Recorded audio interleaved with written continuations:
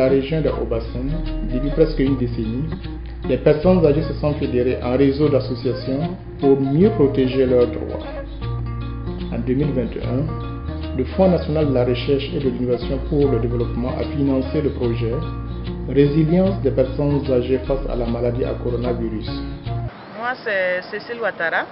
Je suis la coordonnatrice du projet Résilience des personnes âgées face à la maladie à coronavirus Covid-19, une innovation communautaire conçue avec les personnes âgées et pour les personnes âgées au Burkina Faso.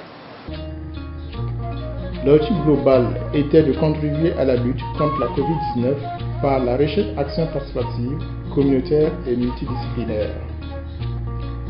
Un des objectifs spécifiques était d'identifier, planifier, mettre en œuvre, suivre et évaluer ensemble les activités permettant de protéger les personnes âgées contre la Covid-19, le diabète et l'hypertension. Quand je suis parti à la retraite, j'ai fait 3 mois, je ne travaillais plus, j'étais là.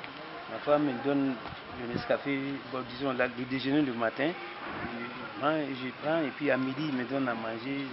Si je dors, s'il y a le soleil, je me mets sur l'ombre encore.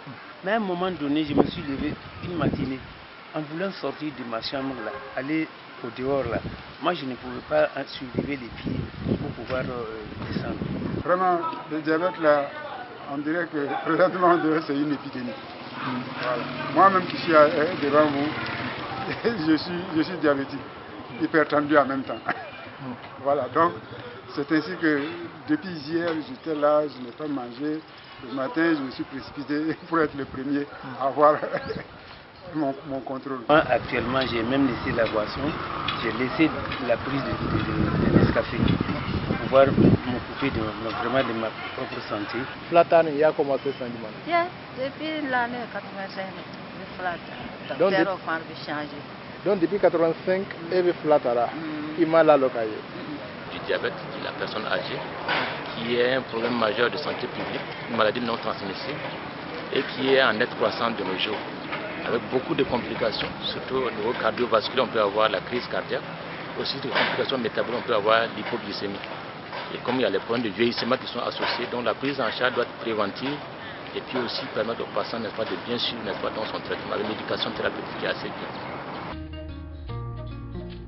Ainsi, du 28 au 31 décembre 2021, le Centre d'accueil, d'écoute et de soins des personnes âgées a conduit la campagne de dépistage du diabète et le contrôle de la tension artérielle des personnes âgées dans les provinces du Houé, du Kénédougou et du Tui.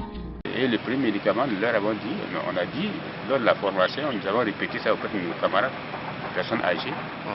Le premier médicament, c'est le sport. Quand ils m'ont dit ça, effectivement, j'ai pris un vélo et j'ai commencé à faire. Quand j'ai fini de faire pendant 1 mois là, non, tout est revenu en normal. Et je peux même jouer au ballon. Le but de la mission était de procéder au dépistage du diabète et du contrôle de la tension des 500 personnes âgées. Finalement, au terme de l'opération, les agents de la santé du centre d'accueil, d'écoute et de soins des personnes âgées ont touché 523 personnes âgées de plus de 60 ans. Vraiment, nous en sommes reconnaissants pour tous ceux-là qui ont organisé cela pour nous. Nous vous disons grandement merci. Sincèrement dit, je n'ai pas autre chose à ajouter. Franchement, c'est un remerciement. On vous remercie et vous pouvez nous aider toujours. Nous remercions nos partenaires pour avoir initié cette prise de tension et dépistage des diabètes. Bon, ça nous va droit au cœur. En tout cas, nous sommes très reconnaissants et nous souhaitons que cela se poursuive.